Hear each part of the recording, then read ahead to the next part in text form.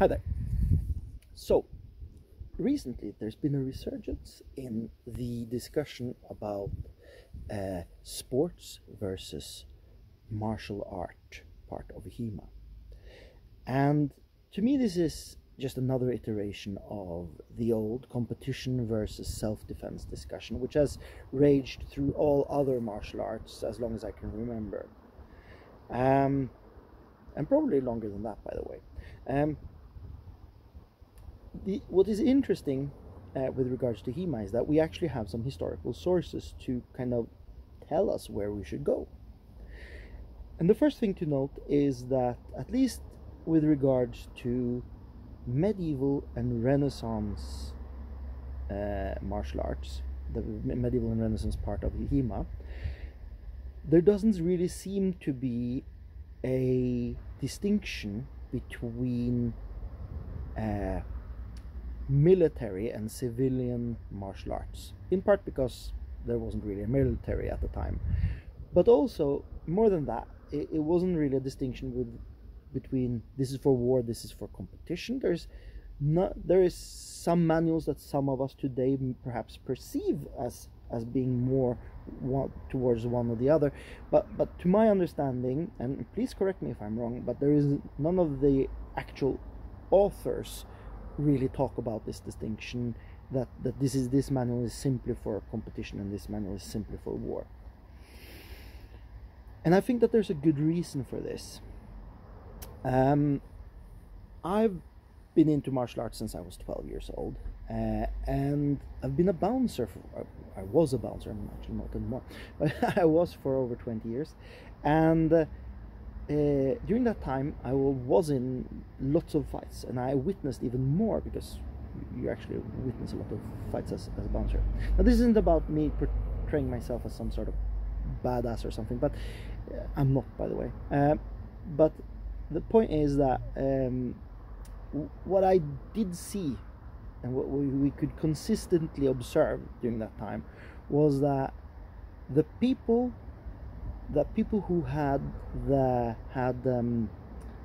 sports combat, I mean that trained competing martial arts, if you like that trained sports related martial arts like kickboxing, boxing, Muay Thai, Greco-Roman, Brazilian, the judo, not to mention, the people who trained these arts consistently performed better in fights than everybody else. Now, of course, you had exceptions. I'm just talking about broad statistics here.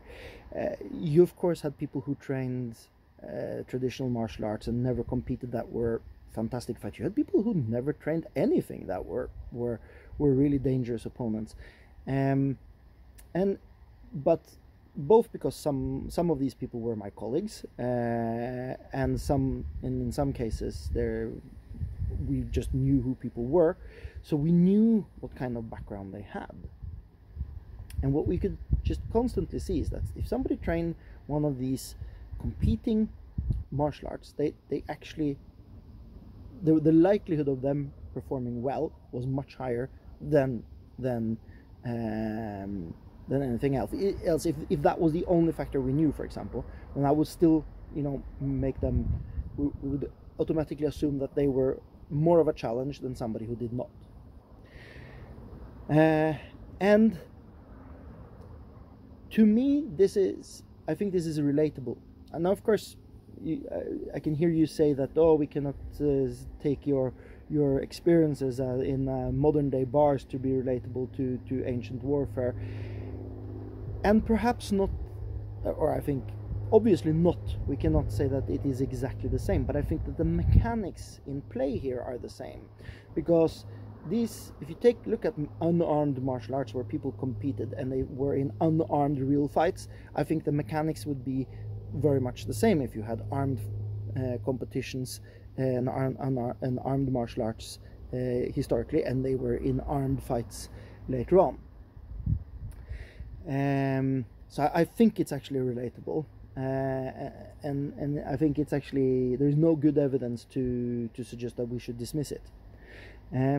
Now, I think that this is the reason that there isn't a distinction, that there isn't really a clear distinction in the manuals, that this manual only deals with competition, this manual only deals with war. I know that some of the practitioners who follow one manual want to, or tend to, kind of interpret them as mostly being for war or competition, but to my knowledge at least, and please correct me if I'm wrong, there is no manual that actually says so literally.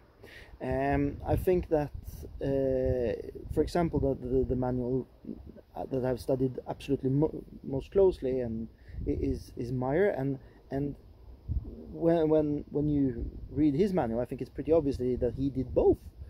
We know he did both. He was a Freifechter. I don't think you became a Freifechter, as my understanding about that term is that you actually competed and probably did pretty well in competitions.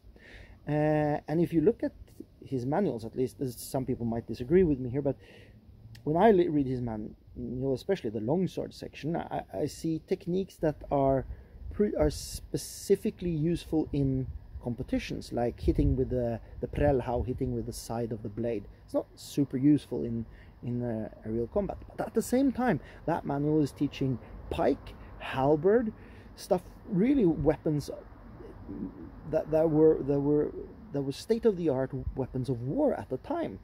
And to be honest, Meyer spends a lot more time talking about war than he talks about competition. And I think this is because, yeah, he knew that the competition was just a good way of preparing yourself for combat. He knew that there were certain differences, that certain techniques and certain tactics were optimized for competition, but still it was the best pressure testing of your skills that was available.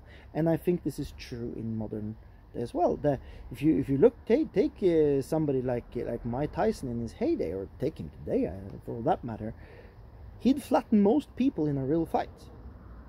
And it's pretty, and of course the guy is a huge, built like a truck, but I mean, that guy is really dangerous to just fight him unarmed. And I think this was the scenario. If you did consistently well in competitions, you would do consistently well in battle. Not because it's the same thing, but it is the best way we have to test our skills. The best way we have to, it is the closest we can simulate in a safe way a real fight. And the more experience you have in that, the better you will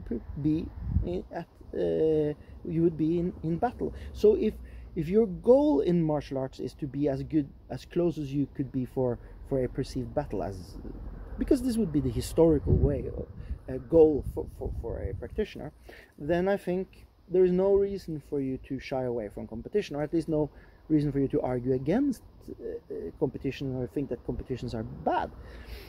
Now, of course, there is a risk with competitions, aside from this, that you can move in the way that sports fencing has done, for example, that it has become so far removed that it's a less good way of preparing yourself for a real fight than it could be. I still think that with the weapons that they simulate, they are, if you gave them the historical equivalents and gave them a little bit of time to accustom themselves to the weapon, I think they perform pretty well in a real fight.